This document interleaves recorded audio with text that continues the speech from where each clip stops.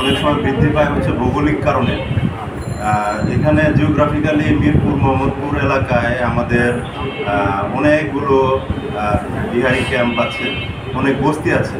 আমাদের মিরপুরে শুধু পল্লবী এলাকাতেই প্রায় 38টি বিহারি ক্যাম্প আছে এবং অনেক বস্তি আমার মিরপুর পুরো ডিভিশনে 7টি থানায় অনেকগুলো বস্তি আছে, প্রায় 40-50টির মতো হবে।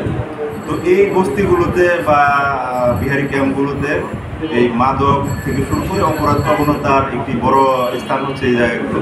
তো এই জায়গাগুলো থাকার কারণে ভৌগোলিক কারণেই মিরপুর বা মোহাম্মদপুরেও একই অবস্থা, এই কারণগুলোতেই এখানে অপরাধ প্রবণতাটা একটু বেশি।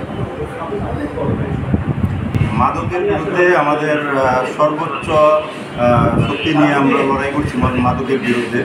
মাদককে আমরা কোনোভাবেই প্রশ্রয় দিচ্ছি না। যারা মাদক ব্যবসায়ী আছেন, পাইকারি ব্যবসায়ী, খুচরা ব্যবসায়ী এবং যারা ভোক্তা পর্যায়ের মাদক যারা নিচ্ছেন, আমরা নিয়মিত অভিযান পরিচালনা করে তাদের গ্রেফতার করি, গ্রেফতার করে মামলা দিই।